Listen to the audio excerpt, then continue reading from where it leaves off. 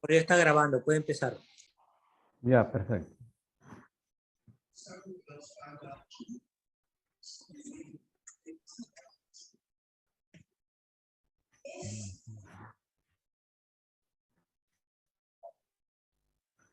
Y buenas tardes. Vamos a empezar con la segunda actividad programada al día de hoy, que es el del curso de psiquiatría comunitaria. El tema a tratar el día de hoy es sobre psiquiatría comunitaria, desarrollo y perspectivas. Y luego viene el seminario programado, creo que es el primer seminario, y espero que esta tarde sea interesante y saquemos algunas experiencias valiosísimas en lo que se refiere en este curso y posiblemente en las prácticas que donde ustedes desarrollen en su trabajo respectivo.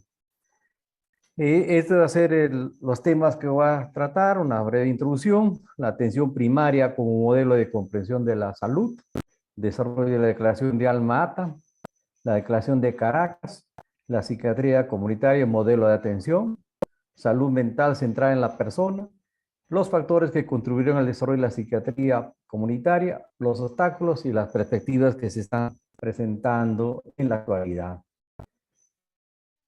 Como ya mencionaba en la clase anterior, el término de psiquiatría comunitaria es un término que ha llegado a cambiar muchos aspectos de la psiquiatría tradicional que se consideraba y considera la salud mental y la enfermedad mental en las circunstancias políticas y sociales de la primera mitad del siglo XX, es decir, fue los primeros pasos que se dieron en esos momentos de una crítica realmente a lo que estaba ocurriendo en la atención de los pacientes y de alguna manera esas épocas de los primeros años del siglo XX muchos cambios se dieron a nivel del mundo, circunstancias de la defensa de los derechos humanos y otros aspectos que trajeron a mantenerse dentro de la agenda política de muchos países.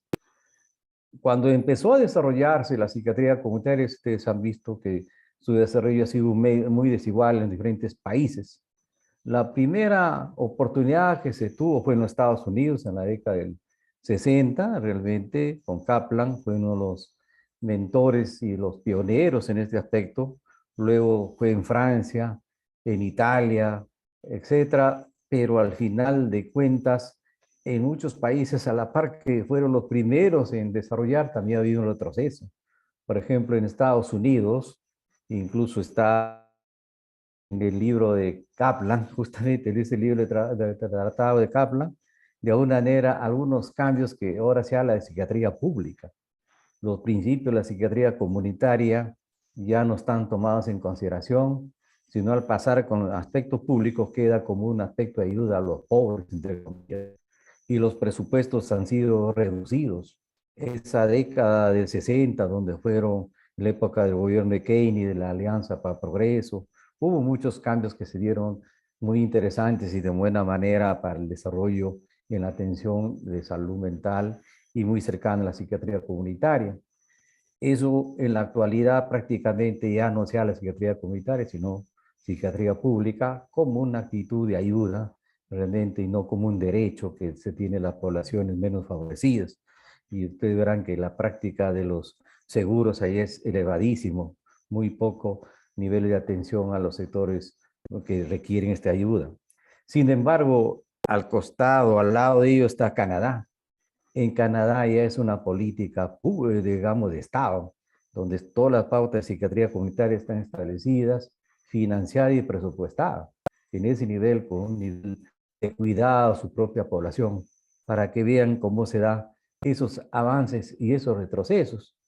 Al igual que en España, el avance ha sido irregular, incluso a veces se habla de contrarreforma, a pesar de que muchos países han avanzado en la reforma, otros han retrocedido y se replantean.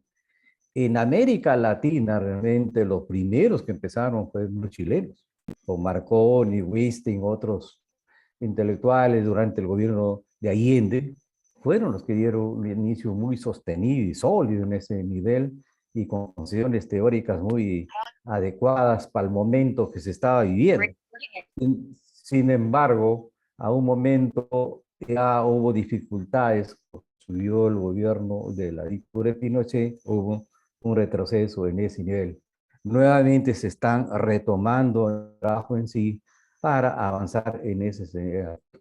Donde también ha habido avances y retrocesos es en el Brasil. Y entonces todas esas son experiencias que de alguna manera uno toma como marco referencial dentro de la historia, cómo se ha dado este aspecto de la psiquiatría comunitaria, cómo estamos en la actualidad, cómo está en nuestro país, que es lo más importante. Lógicamente uno ve mucha visión de experiencias fuera, pero nos interesa también la experiencia propia interna de nuestro país. En nuestro país se han dado muchas experiencias, incluso el doctor Humberto Rotondo Grimaldi fue el pionero en lo que se llama la psiquiatría comunitaria, el trabajo en Mendoza, el trabajo en Independencia, luego en Jicamarca, etcétera, y también tenía su equipo con el doctor Etel Bazán, el doctor Carlos Núñez Chávez, que hacía el trabajo con niños en la comunidad, y también el doctor Castro de la Mata en el Instituto Nacional y de Unobuche, es decir, ha habido experiencias que se han ido, grupos de psiquiatras más jóvenes que también han entrado inmersos en este sentido. Incluso en la formación de los residentes no había la rotación en psiquiatría comunitaria. Tal es así que en las reuniones del comité de posgrado había los representantes de la Asociación de Médicos Residentes de Psiquiatría y siempre había esa dificultad que no, claro, no se conocía. Y al inicio hubo un mes de rotación, después 2 meses, depende, hasta que se ha logrado por lo menos ya con experiencias, incluso la creación, por ejemplo, la creación de psiquiatría comunitaria en el Departamento de Psiquiatría Comunitaria en el Valdizán, y así todas las instituciones han tratado de tener una experiencia en este nivel por influencia de las corrientes externas que eran muy fuertes en ese nivel para ver qué se hacía fuera del trabajo de los ámbitos de los hospitales. Entonces, ya en esa época también hubo muchas reivindicaciones sobre los derechos humanos y a partir de la Segunda Guerra Mundial también hay evidencia epidemiológica de los cuadros que demandaban atención y que en la población, en esos tiempos se mencionaba que había el 25% de la población general que buscaban ayuda y no había en ese sentido. Los centros hospitalarios no se daban abasto para tener esta población. Y también en esa parte de la historia, ustedes saben que más o menos el año 52 se descubrió dentro de la historia de la psiquiatría la copromacina y fue un desarrollo y eficacia de los psicofármacos que se fueron desarrollando. Incluso el descubrimiento de la copromacina fue algo no sui generis porque se utilizó para el tratamiento de la tuberculosis. Sin embargo, notaron las bondades de sedación del paciente y después los estudios vieron que podría ser un buen psicofármaco para los pacientes que adolecían de trastorno esquizofrénico. Y también en esa época, también dentro del desarrollo de la psiquiatría, había muchas corrientes psicoterapéuticas que se fueron implementando y que permitieron realmente tener una idea mucho más amplia de lo que está ocurriendo en la actualidad. Entonces, este es el marco histórico que tenemos frente a la psiquiatría comunitaria. Pero también un elemento importante establecer dentro del marco teórico referencial es la atención primaria como modelo de comprensión de la salud, ¿no? Y eso fue prácticamente la declaración de Alma-Ata, que siempre se toma en todas las políticas como hecho referencial, no solamente para lo que compete a la salud mental, sino a otros aspectos de la salud en general, y la declaración de Alma-Ata se dio el 78. Este documento fue de mucha importancia porque se cambió un paradigma en relación a la forma de concebir la salud, considerando desde aspectos políticos, sociales y económicos. También se incorpora vino con valores como la justicia social, el derecho a una mejor salud para todos, la participación y la solidaridad de los individuos como miembros de una comunidad. Es decir, también empezaba a hacerse ciertos cambios sobre la situación dominante en ese nivel, que solamente no había un acercamiento a atención primaria. Entonces acá se dio una apertura que siempre ha tenido referencias importantes y cada tiempo se recuerda que esos puntos han sido necesarios y hace un balance y después ha habido futuras declaraciones que se han ido dando, pero las bases primigenias fueron lo que fue la declaración de Alma-Ata para la atención primaria de salud. La atención primaria de salud como una estrategia en ese momento ya se considera como un nivel de atención en atención primaria como un punto de anclaje hacia las comunidades desde donde se orientan las actividades y la infraestructura profesionalizada, es decir, la salida de los profesionales hacia la comunidad. Y ahí se daban elementos claves del modelo de atención primaria de salud que ahora se conserva, concesión general de la salud centrada en la persona y no en la enfermedad. Eso era mucho más abarcativa, mucho más amplia de ver realmente lo que ocurre, no solamente al ver a la persona que tiene, adolece de una enfermedad, sino verlo en forma integral una persona. Era integral, integrada y con continuidad a través de los diferentes niveles de atención, primaria, secundaria, nivel terciario. También paralelamente la estructura de los sistemas de salud se fueron adecuando a este nuevo sistema. En algunos países se ha avanzado, en otros solamente quedó en segundo nivel y tercer nivel. Y en primer nivel no había caso de salud mental, que recién se está empezando con los centros de atención primaria. Los individuos como miembros de una comunidad con participación responsable de su salud, porque sabían que no solamente era un derecho de la salud, sino también un deber que la propia población como asume el cuidado de su salud que siempre se da. Y eso es interesante que la misma población organizada sea partícipe activa de su propia concesión de búsqueda de una salud para no solamente a la persona, no al grupo, a una comunidad. Y también hubo intervención de diferentes sectores, incluso ya ver que el problema no competía solamente al Ministerio de Salud, sino a educación, ya a los gobiernos locales, municipalidades que tendrían que participar, o las comunidades organizadas, como por ejemplo en nuestro país el Comité de Vaso de Leche, etcétera, que son organizaciones propias de la comunidad de forma auténticas que surgieron como un nivel de ayuda para el desarrollo de su comunidad, pero no tocaba el problema de salud. Entonces, consideraba apertura de cercanía a ellos para de esa manera tomar en consideración sus propias opiniones, como creían ellos convenientes resolver su problema de salud, lógicamente con la ayuda técnica del caso.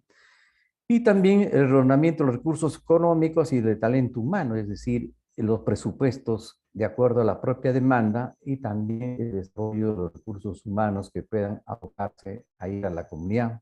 Y los equipos multidisciplinarios con un conocimiento del territorio de la comunidad, es decir, la salida y ver claramente que el trabajo en comunidad, para algunos consideran que es simple, pero yo creo que no es así, sino significa que una persona que va a la comunidad tiene que tener una visión mucho más amplia de la formación que uno puede tener y eso de alguna manera también ha sido motivo del reordenamiento de las currículas, de la formación de los recursos humanos.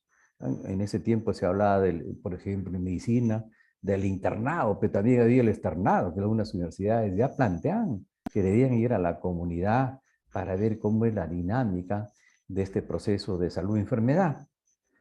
Y lo otro, equidad entre los diferentes niveles de atención, que el presupuesto no sea destinado solamente a segundo o tercer nivel, sino a primer nivel. Y eso es una crítica que aún se mantiene, por ejemplo, en nuestro país frente al presupuesto en salud mental.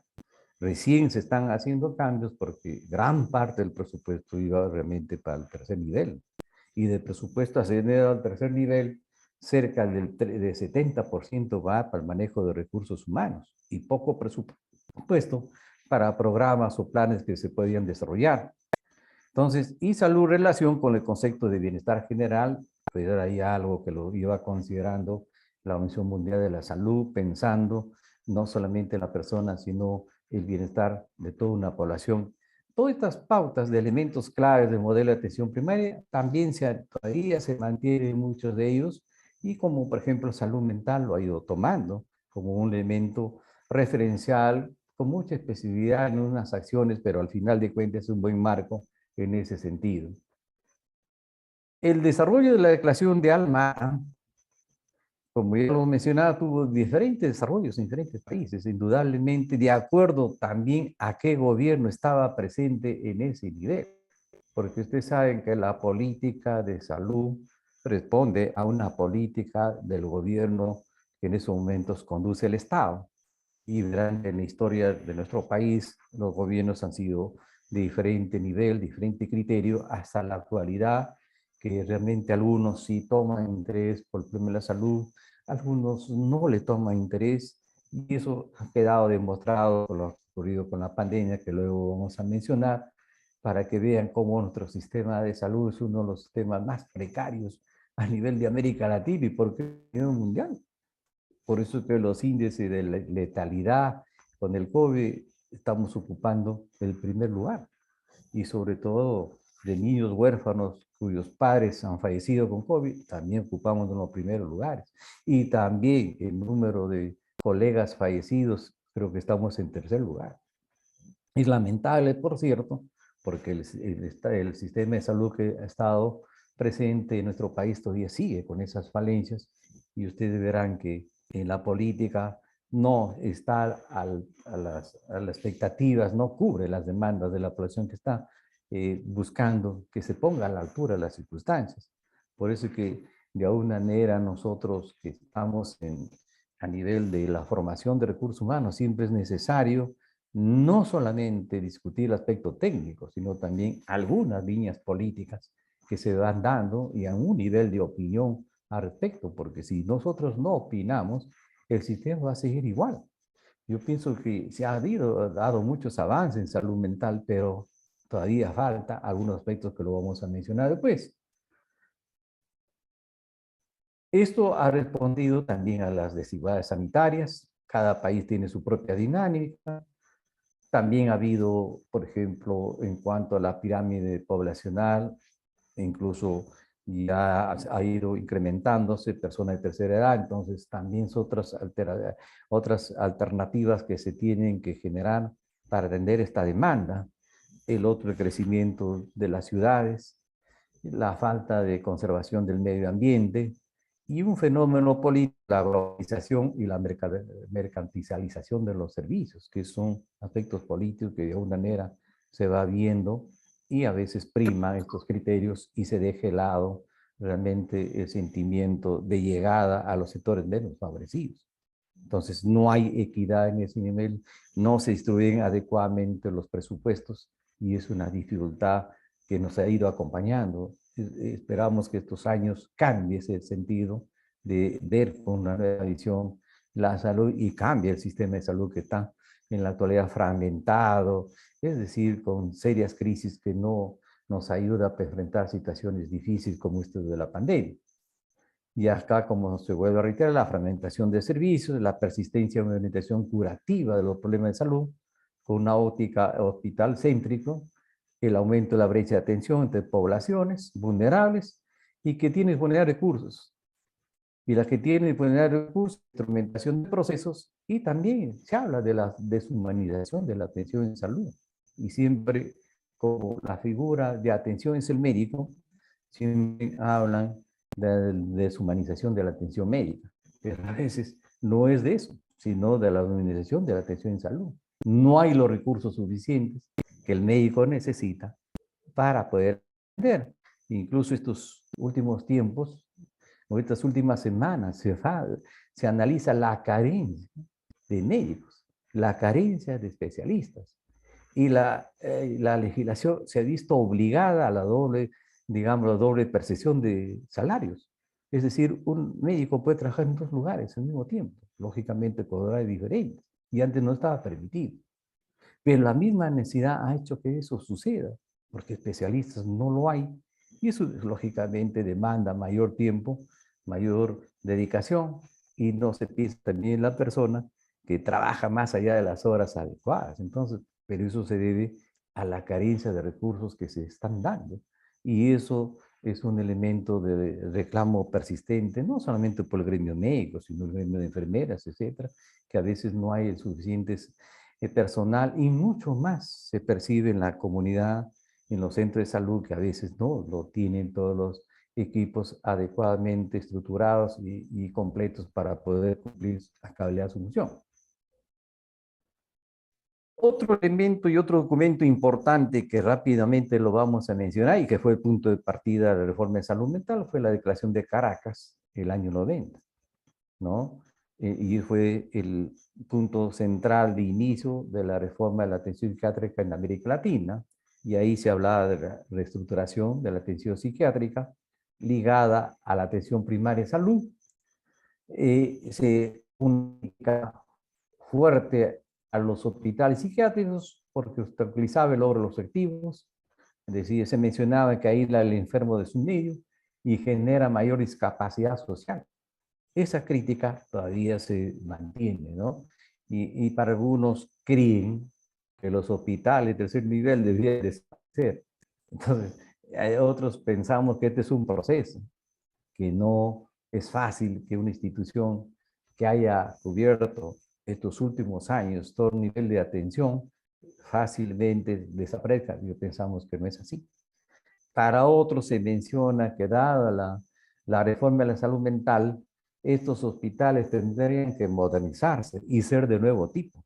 Y no solamente se menciona en nuestro país, sino en muchas experiencias que se han dado en diferentes lugares.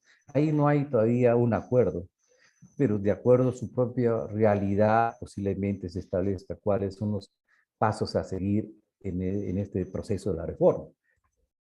Otro, que los recursos, cuidados y tratamientos provistos deben pretender la permanencia del enfermo en su medio comunitario.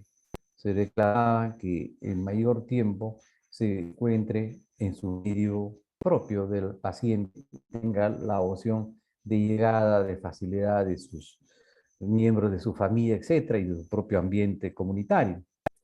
Y otro elemento que critica fue que la legislación de los países deben ajustarse de manera que asegure el respeto a los derechos humanos y civiles de los enfermos mentales.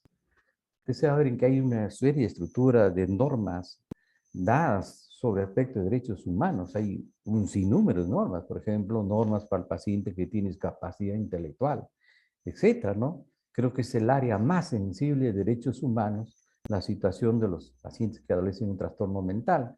Sin embargo, a la par no se ha dado las legislaciones respectivas que contemplen o abarquen estos conceptos. En nuestro país recién con la ley del trabajo médico, su modificatoria del artículo 15 y la apertura de la ley de salud mental recién se han dado estos últimos años, antes no lo había. Eran declaraciones en los códigos, pero no tenía la certeza y la direccionalidad a lo que estaba ocurriendo en salud mental.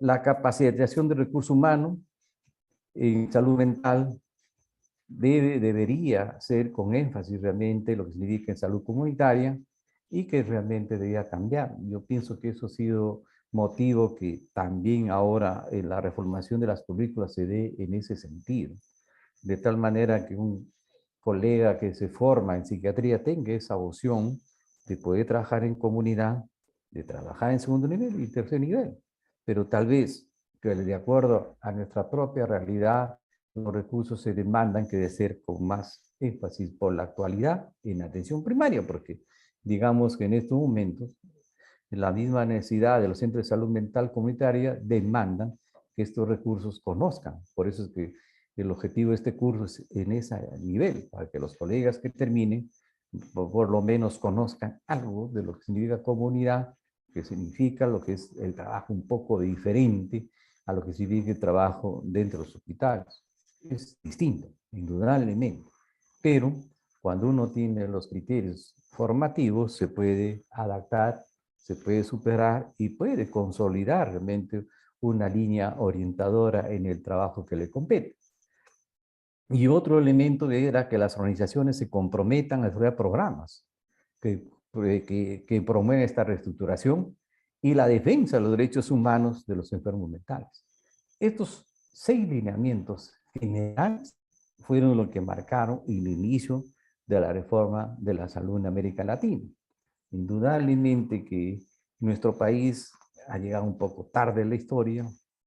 Chile tiene más avanzado su reforma, Argentina también, Brasil es el que más ha desarrollado, Colombia tiene experiencia de la Universidad de Valle, que ha hecho un buen trabajo también en ese nivel, Bolivia está iniciando también, es decir, es diferente.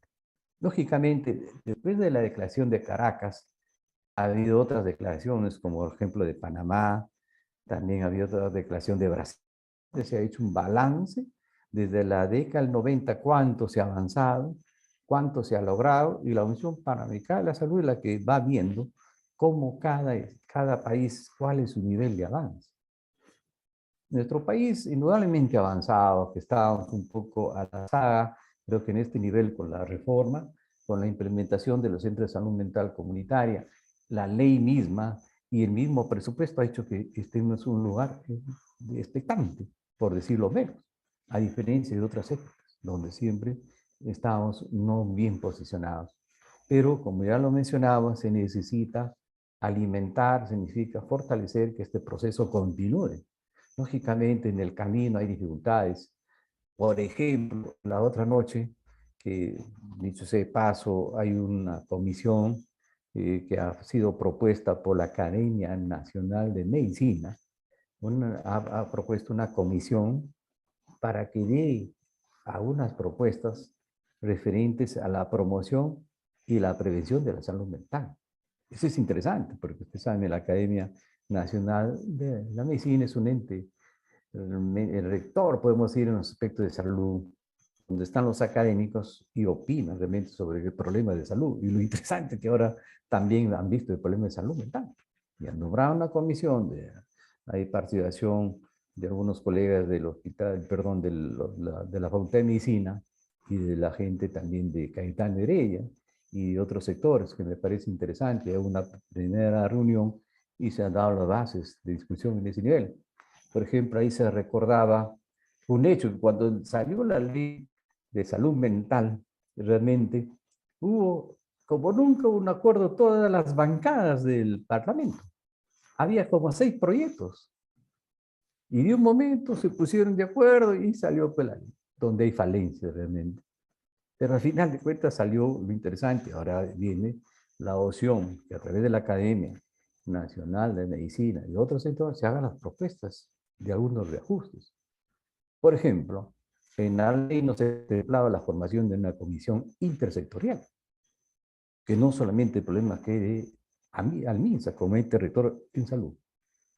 Educación está al margen, justicia también, solamente tendría un nivel de participación no muy comprometido. Y lo que se busca, que el problema de salud mental no solamente compromete a salud, sino a otros sectores.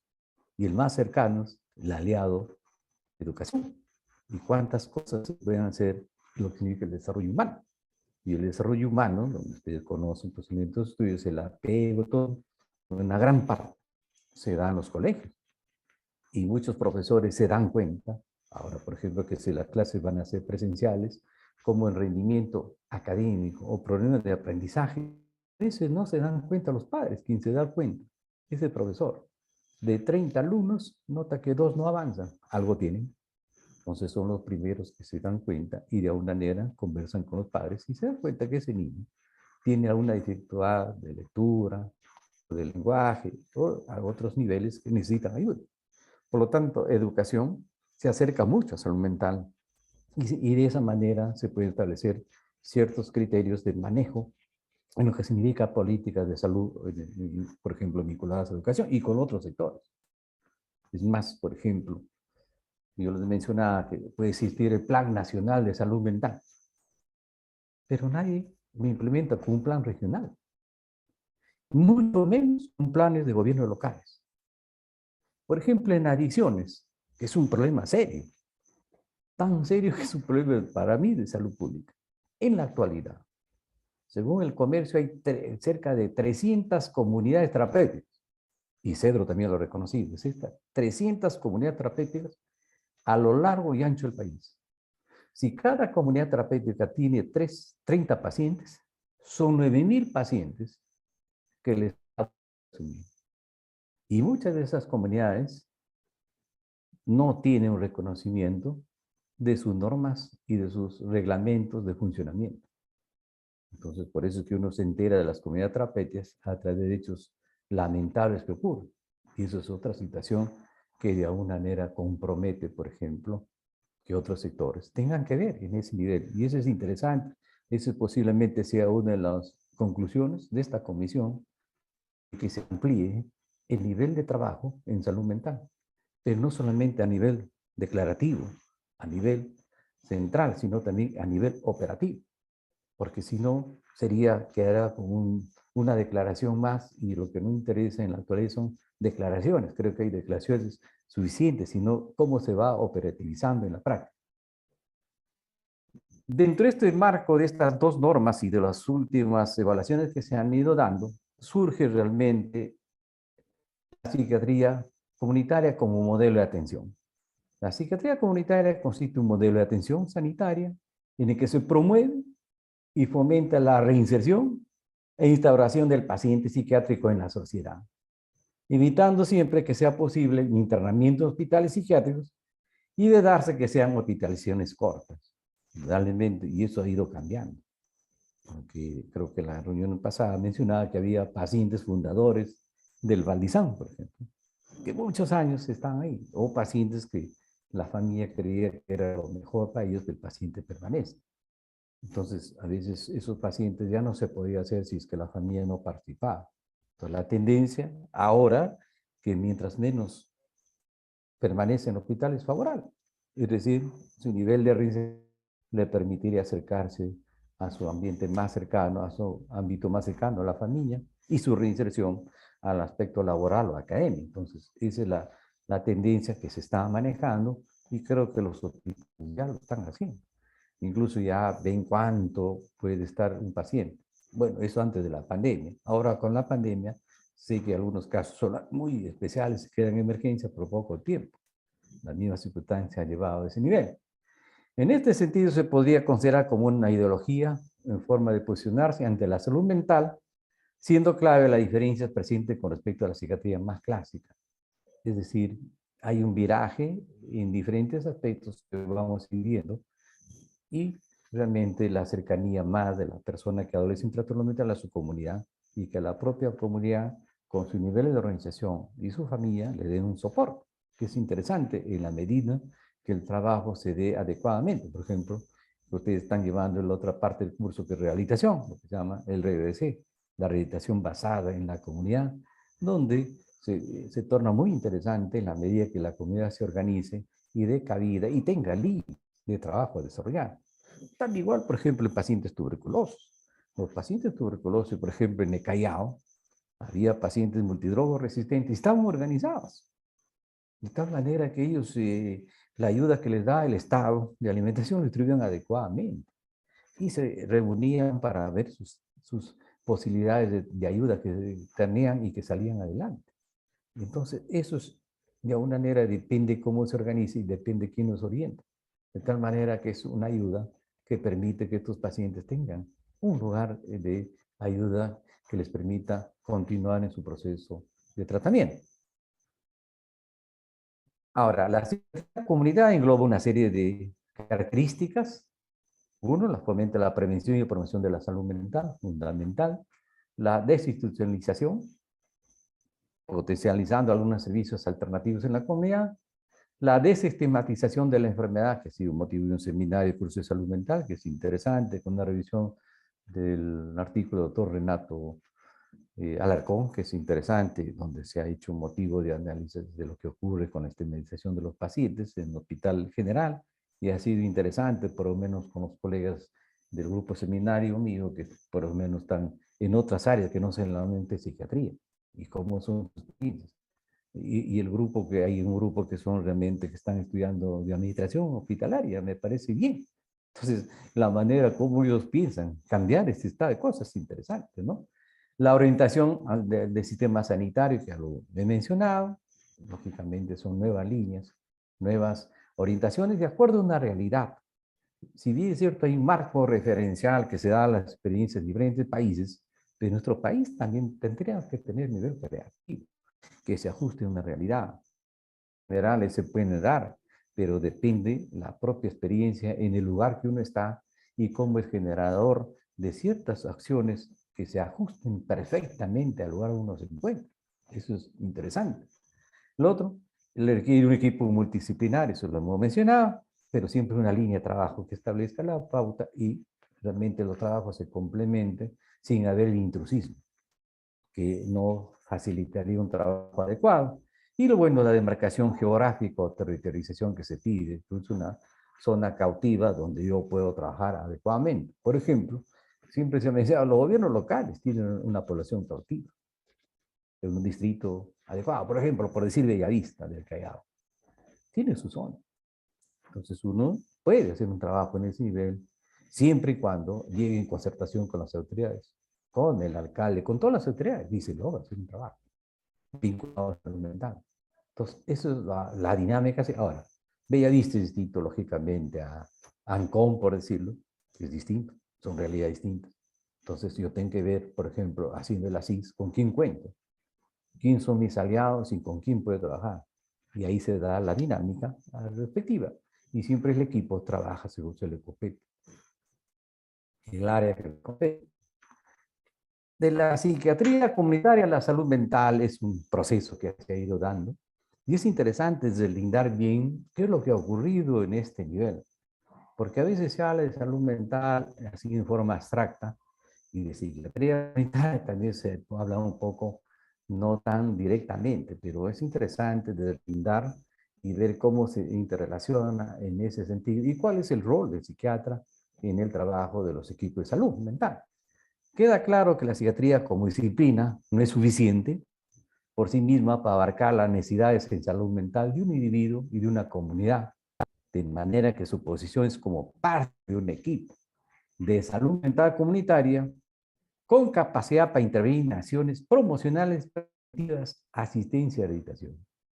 Y yo vuelvo a mencionar que el psiquiatra que realmente se prepara y tiene esa capacidad puede direccionar todo esto, puede conducir realmente acciones de promoción, puede ser acciones preventivas, bueno, asistencia, realmente sí, hay mucho material, por ejemplo, la atención primaria de la depresión, la atención primaria de la psicosis, la atención primaria de las adicciones, pero lo que sí veamos, hay ciertas debilidades posiblemente en los de la rehabilitación, que se debe conocer qué hacer, porque eso también se da en las instituciones especializadas, pero digamos, de llegar a la comunidad recién no sabemos cómo están. No opinaría realmente cómo se están dando, pero por lo menos tener nociones de mi llegada, qué puedo hacer, sí. Entonces, lo demás, sí se puede tener una idea. Y tomando en cuenta las experiencias y elaborando un buen programa, por ejemplo, de promoción de la salud en un campo determinado, me da nivel. Por ejemplo, estaba leyendo como una actividad de, de promoción, todo un programa sobre el estilo de vida. Y el estilo de vida lo están comprendiendo que un psiquiatra tiene que manejar un estilo de vida, un programa de estilo de vida, en forma individual y de una comunidad. Y hay experiencias interesantes, donde el estilo de vida de esa persona, dentro de su grupo humano, y los términos de resiliencia que ahora está tomando mucha actualidad después del COVID, es interesante. Entonces, yo no he visto todavía que en nuestro país haya alguien que se haya dedicado con eso. Posiblemente lo hacen otros, pero un psiquiatra puede hacerlo y tiene criterios y tiene la formación en ese sentido. No basta con la conformación del equipo interdisciplinario, la modalidad de trabajo también debe adaptarse con nuevas prácticas, tales como visitas domiciliares, por ejemplo. Antes se daba, En el hospital había un programa de seguimiento, Balizán, y lo hacía el doctor César Rojo. Fue creado ese programa de seguimiento por el doctor Rotón. Entonces, ¿qué hacía? Paciente que no venía a la consulta, el doctor Rojo con su equipo iban a visitar a su casa. Y decían, ¿qué ha pasado? ¿Por qué no van a la consulta? Y se daba in situ qué problema tenía. Entonces, la visita domiciliaria. Entonces, eso es interesante. Lógicamente, tiene un programa y ahí trabaja con la trabajadora social y van viendo en su propia realidad de dónde vive el paciente, qué otros problemas pueden tenerse. Otro es el acompañamiento terapéutico, algunos casos. Por ejemplo, en drogas yo he visto pues, que algunas comunidades terapéuticas tenían su acompañante terapéutico. A una persona que era un consumidor marcado, de esos consumidores que son compulsivos, tenía su acompañante terapeuta y el otro es adicto y le decían su sombra. Es decir, era un adicto ya rehabilitado y lo seguía a todos sitios. Entonces, un acompañante de terapeuta con cierta orientación del equipo. Y así por el estilo se va generando. Equipos móviles de salud mental, en un determinado momento, vayan a cierto lugar determinado y hagan un trabajo, por ejemplo, de orientaciones o algunas líneas de salud mental. Y eso en la misma realidad se va demostrando que falta y la misma demanda que exige qué oferta puedo dar. Y de esa manera se da. Por ejemplo, en el Callao había lo que significaba que en el colegio, hay un colegio Prado, General Prado, y el equipo de salud mental de la directiva iba a ir a que todos los estudiantes de ahí, del cuarto año, tenían 3 años. Entonces, el estudiante de cuarto año ya tenía su proyecto de vida, qué hacer en su vida. Entonces, muchos lo seguían. Es interesante. Entonces, veremos que eso se da sentido al trabajo en sí, de acuerdo a lo que uno crea conveniente. Después, ya lo mencioné, club de pacientes y familias, dispensarios de medicamentos, etcétera, de acuerdo a la propia situación donde yo me encuentro y cuál es mi acción a seguir.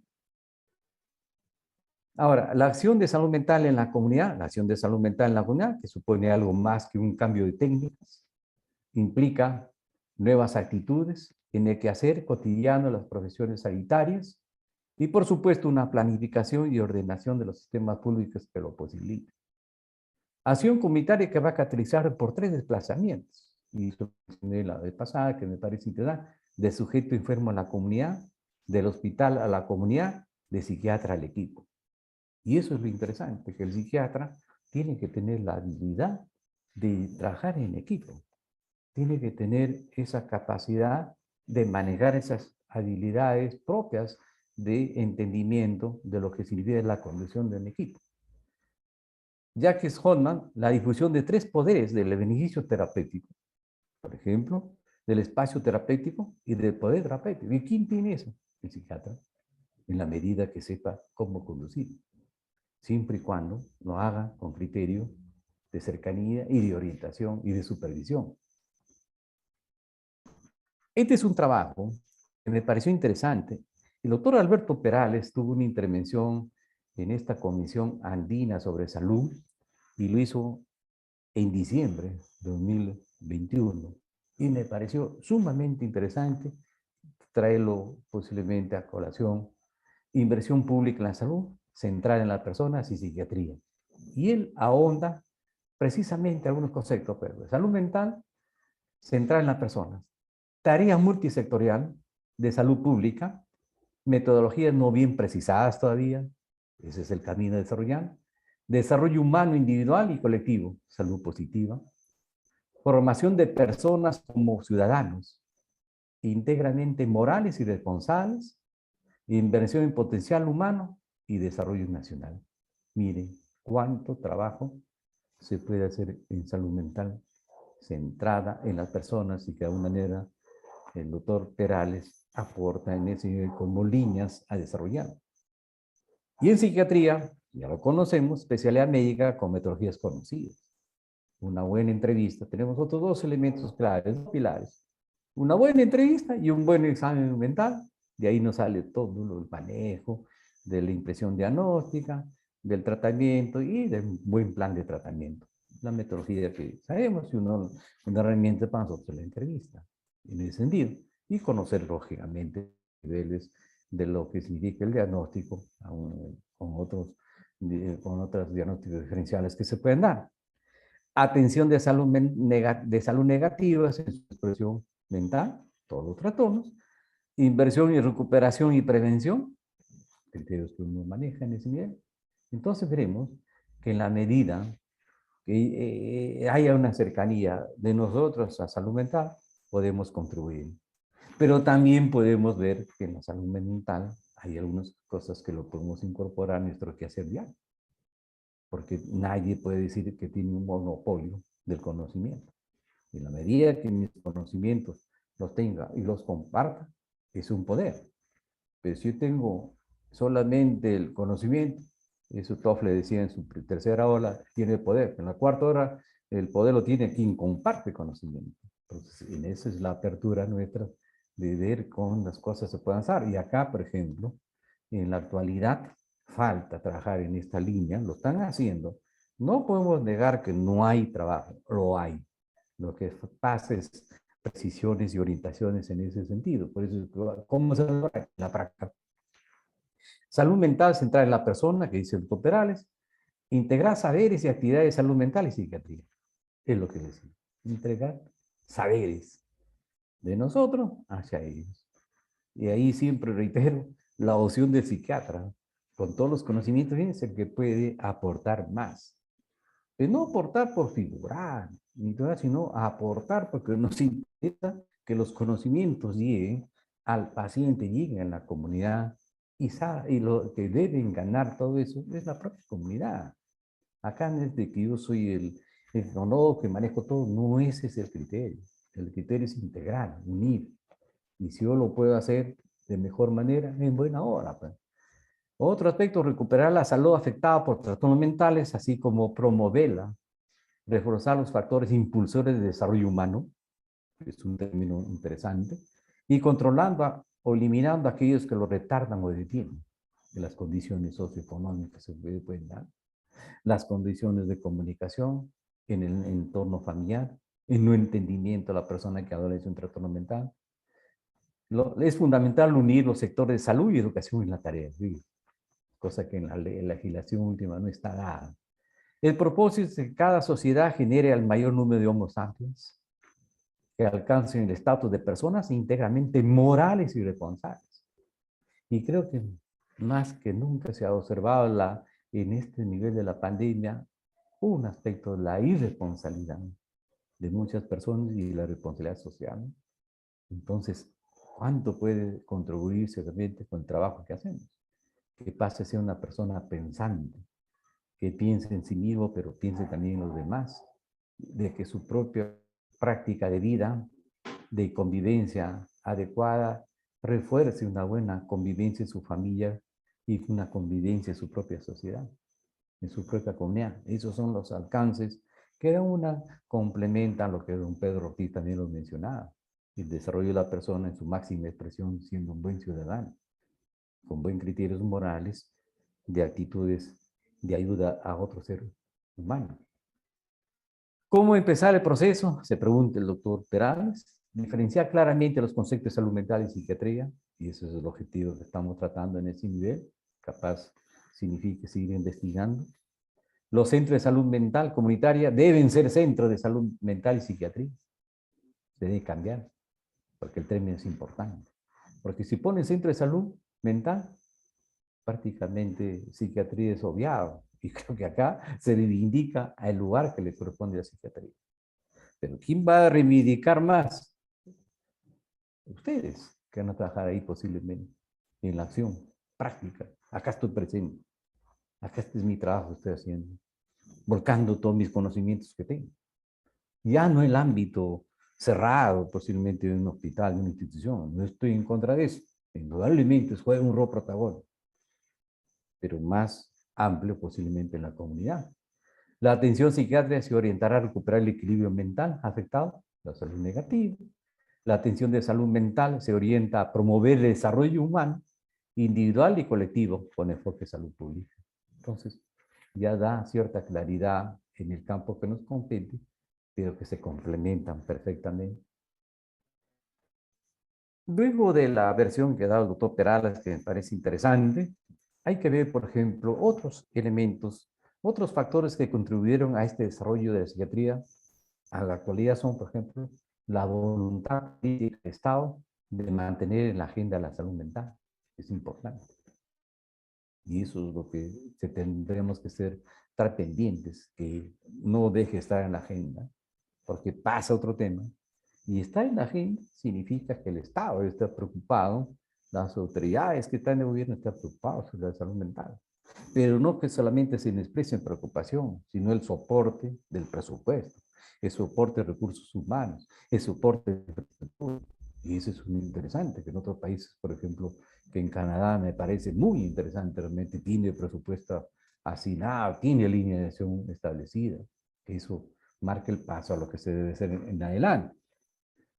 Un sólido sistema de organización de los servicios de salud se necesita. En nuestro país no hay esa solidez. Hay muchas flaquezas, muchas debilidades que no es de ahora, sino de años. Financiamiento de la salud mental a través del presupuesto estatal, que lo mencioné. La comunidad organizada, fundamental en las acciones de salud mental, clave, quien garantiza lo que llegue en demanda realmente cuidado, la propia comunidad. Otro, la capacitación continua de los recursos humanos. Hay que hacerlo de forma continua en ese nivel para ver las otras versiones actuales que se están dando. La adopción de un paradigma que comprenda al ser humano en su integralidad, no segmentado, sino en forma integral. Experiencias prácticas que demuestran su factibilidad, las evidencias. Acá hay mucho criterio, por ejemplo, haciendo un breve paréntesis, ustedes saben que en drogas, en las épocas que se hablaba de consumo de drogas, el financiamiento de una serie de entidades ONGs, no estoy tampoco contra las ONGs, que llegaban para prevención de la droga. Pero como sus trabajos o sus programas de prevención no había evidencias, tenía todo, pero el consumo se iba incrementando. Y es más, iba disminuyendo la edad de inicio. Yo recuerdo una anécdota que hubo un evento y donde fuimos un representante, el balizado, uno del arco reno, uno mucho un evento. Y nosotros pensábamos pues, que éramos unos cuantos. En esa vez me di cuenta que entidades de promoción, de prevención de drogas, cerca de 100 entidades. Nosotros quisimos canalizar la conducción del evento, no ganaron por mayoría. Entonces yo me preguntaba, ¿cuánta plata llegaba a ellos y a nosotros? ¿Qué hacíamos el trámite? Muy poco, solamente el presupuesto del Estado. Esas son realidades. Y ustedes verán que el problema de las adiciones cada día está peor nuestra situación, problema de salud pública. Cada vez el comienzo es más temprano y se agudiza con este problema de lo que se refiere a la pandemia. Entonces, para que vean cuántas cosas ha habido y uno capaz de con muy buena voluntad se acerca, pero vemos que quien se lleva también de los réditos son estas entidades. Y eso es tener cuidado siempre, mi actuación en este entorno, que se ha dado, y las adiciones han sido cantidad de dinero invertido en ese nivel. Hoy muchas anécdotas, incluso hubo un evento que nos convocaron y la primera discusión en esos años era, ¿es una enfermedad o es un vicio? Y nosotros llevamos la propuesta de una enfermedad por los estudios. Y en esa primera reunión queríamos ganar la conducción. Nos convocaron a una reunión en el Ministerio de Salud, perdón, Educación, que daba en la Avenida Bancay, con varios colegas, con el doctor Martín Izama, todo. La primera reunión. La segunda reunión ya no nos invitaron, nos dieron otro, para que vean cómo se manejaba la situación. Esas son las políticas que se dan y que tener cuidado. Lo he traído en ese nivel porque de alguna manera la experiencia práctica se muestra su factibilidad, que se concreticen, pero que tenga evidencias de logros. Desarrollo una política de prevención social vinculada a la comunidad, indudablemente. Desarrollo de investigaciones científicas en esto y el desarrollo de programas de medicamentos que se necesita, que a un momento siempre se ha analizado que una institución de atención que puede dar todo y al final el acto médico, ¿no?, termina con una receta. Pero si va a la farmacia y no encuentra, entonces ¿de qué sirvió? No cumplí. se tiene que cumplir con, por lo menos, con una adaptación de medicamentos que garantice el tratamiento de la persona que lo requiere. Y eso es todo un trabajo en ese nivel. Ustedes verán que en salud mental ha habido muy poco apoyo en ese nivel, felizmente que ahora con productos genéricos es una contribución de suma importancia y que eso hay que defender y que sean genéricos de calidad. Ahora también, aparte de eso, hay principales obstáculos y dificultades que se pueden generar. Desconocimiento y poca sensibilidad de los agentes políticos en diferente nivel. Diversos criterios entre los profesionales de la salud mental. Eso es lo interesante, llegar a consensos, a acuerdos, que nosotros manejemos la misma opinión, la misma corriente. En ese nivel no significa pues, de que sea limitante que cada uno tenga una capacidad de discernimiento del tema que compete, pero llegar a acuerdos. En este nivel, ¿qué es lo que ayuda a la población, lo que ayuda al paciente? Escasez de recursos humanos y materiales que les mencionaba, poca capacidad técnica en la plantación, monitoreo y evaluación de los planes nacionales de salud mental. Acá falta una L, obviamente poca nivel de eso, de los planes nacionales. En la actualidad, por ejemplo, de vida, está habiendo el problema de adicciones. La verdad que no sé qué nivel de acercamiento hay con el MINSA, porque antes había el Plan Nacional de Adicciones y se lograba el Plan Regional de Adicciones. En el Callao se hizo uno interesante plan, pero quedó como plan. Es decir, hay situación que hay que tener cuidado para que esos planes se implementen, se desarrollen y se logre su objetivo. Insuficiente participación de la comunidad, enfermos y familiares, la decisiones y acciones de salud mental, hay que tener cuidado, siempre es valer la opinión, cómo ellos perciben nuestra ayuda, cómo ellos perciben nuestras acciones, cómo nos ven. Y esa forma no tendríamos una decisiones unilaterales, sino serían unas decisiones que nos compete el lugar que uno me encuentra. Logro de los procesos de reforma psiquiátrica, indudablemente, a pesar de las limitaciones que se tiene, así hay estudios que están evaluando a nivel de los diferentes países qué logros se han tenido. Unos establecen muy evidentes las ventajas de la desinstitucionalización y creación de recursos en la comunidad del modelo de salud mental comunitaria y una brecha inmensa con los países con modelos tradicionales de atención. En cuanto a llegada de los servicios, en cuanto a mejores oportunidades de los pacientes, se ve que estas opciones de la reforma se está dando en ese sentido.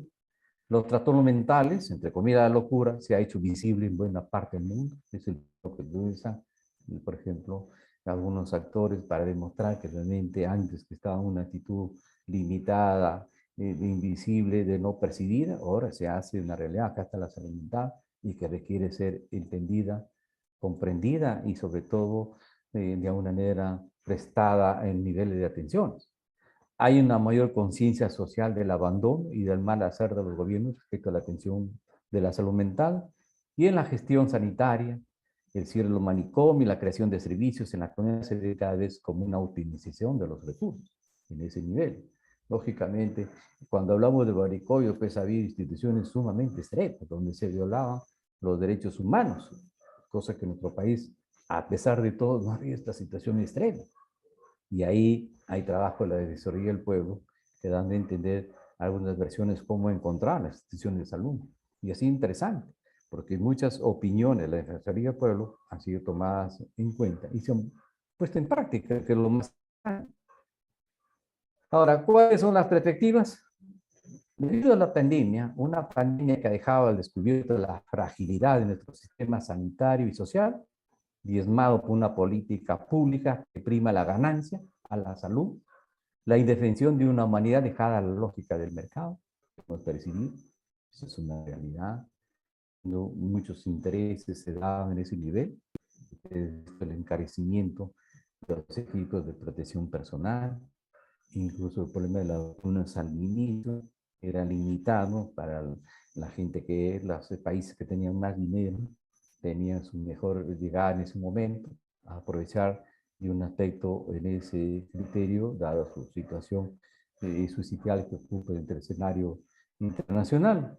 Eso ha sido un motivo de análisis, de crítica y de reflexión también. La COVID-19 es un nuevo aviso para cambiar el modelo de sociedad, el modelo de vida y quizás, ¿por qué no? Tal como dice Sherlock Siguet, otro virus, un virus ideológico, mucho más benéfico, se esparza y nos contagie el virus de la idea de una sociedad alternativa, una sociedad de solidaridad y cooperación global.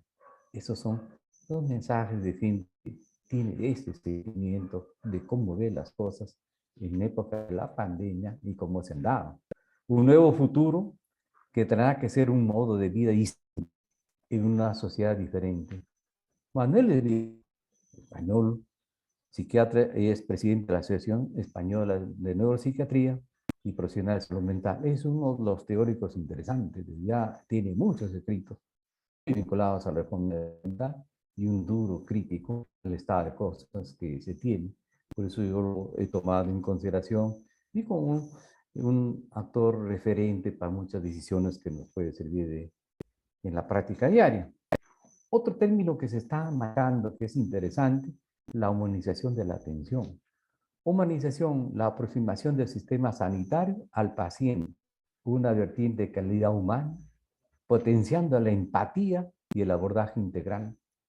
Resalta la necesidad del paciente de recibir un trato más humano, es decir, un trato más empático, respetuoso y dignificador de su condición. El paciente, lógicamente, la razón de ser de las instituciones y merece ser tratado como un ser humano y no realmente solamente pensar en su enfermedad. Y se menciona que la humanización no solamente abarca a los profesionales de la salud, sino tiene un impacto en la cultura de todas las organizaciones sanitarias y también a nivel de las organizaciones que tienen que ver con la misión, las políticas y también los pacientes y cuidadores. Es decir, este término de humanización debe expandirse en todos los sectores que tienen que ver con el trato de una persona que adolece sobre todo un trastorno mental. Eso es lo interesante, que esa línea se vaya expresando, pero no solamente en hechos declarativos, sino en la forma de llegada y en la forma de trato que debemos dar a estos pacientes. Y yo estaba leyendo un documento interesante que lógicamente que es Humanización y Salud Mental, que es prácticamente un balance de todo el trabajo que han hecho en España, de todas las comunidades que ellos tienen, llámese Barcelona, etcétera, ¿no? Zaragoza, todos han hecho un balance, cada uno cómo lo encuentra, y han hecho una encuesta interesante, porque también sus avances son distintos, su nivel de encontrar la salud es distinto, pero al final sacan a unos comunes denominadores que les sirven de pauta orientadora sobre su política de la reforma. Como les decía, algunos plantean la contrarreforma y una dura crítica dice, la reforma que hemos hecho no ha llegado a cumplir las expectativas, entonces plantean algunas cosas que debe cambiar con la finalidad de que la salud llegue realmente a los sectores que más lo necesitan. Y acá establecen 4 ámbitos, los 4 ámbitos principales en los que se estructurarán las acciones extraídas de las estrategias regionales que ellos tienen. 1. Humanización y mejora la calidad de la atención en salud mental. 2. Avanzar en la participación de usuarios y familiares en equidad de su salud mental. 3. Lucha contra el estigma y la discriminación de las personas con enfermedad mental. 4. Extremar la atención y humanización de los cuidados a las personas con enfermedad mental, especialmente vulnerables y con alto riesgo de exclusión social. Este es prácticamente, digamos, el resumen de todos los análisis que se han hecho en diferentes regiones de España. Y verán que casi todo se consideran dentro de el tema que estamos tratando sobre la salud comunitaria y la salud mental. ¿Qué tareas quedan pendientes? Indudablemente debe ser un balance, cómo se encuentra en la situación de salud mental y la atención de psiquiatría comunitaria en nuestro país. Lógicamente quedan algunas tareas, posiblemente cuando hace un balance uno va continuando, viendo qué otras cosas pueden cambiar, qué otras cosas pueden permanecer y qué otras cosas no se necesitan. Uno es la sensibilización al gobierno, contar con políticas, planes y programas nacionales de salud mental y disponer de condiciones técnicas para la evaluación y monitoreo de estos programas y planes. Estos planes no se han dado, han quedado un poco debilitados, si es que hay, es incipientes, no se han consolidado. De tal manera que, por ejemplo, hay gobiernos locales que no conocen algún aspecto de salud mental. Y algunos gobiernos regionales, su mente está en otro lugar y salud mental no lo toma en cuenta. Es decir, solamente tomarán un caso crítico que tienen, pero no una política de llegada a estos sectores. Y sobre todo en sectores, por ejemplo, el área andina, en sectores donde son sectores olvidados y manteniendo, si no llega a la salud en general, menos que llega a la salud mental. Entonces, hacia ellos hay necesidad de ver qué condición están, y eso parte por políticas y planes y programas debidamente estructurados. Hacer visible la salud mental comunitaria, demostrando la carga de las enfermedades mentales, su influencia en aspecto de la economía y de problemas sociales y la clara opción de la prevención y tratamiento. Se habla y se menciona, no hay salud sin salud mental. Y hay documentos sobre salud mental y desarrollo comunitario y desarrollo nacional. Es decir, mientras la población se mantenga en un buen estado de salud y sobre todo salud mental, es más productivo. Posiblemente tenga mayores criterios de desarrollo personal, desarrollo social y por ende mayor desarrollo de su propia comunidad y también del país. Son elementos contribuyentes en ese sentido. Desarrollar alternativas al modelo tradicional curativo y centrado en el hospital psiquiátrico, capaces de hacer asequibles los servicios cerca o en su comunidad a la población entre los que se encuentran enfermos mentales, sobre todo con las poblaciones de mayor riesgo y que son más vulnerables. Bueno, con eso termino. No sé si hubiese alguna pregunta, alguna duda que sería interesante conversar con ustedes.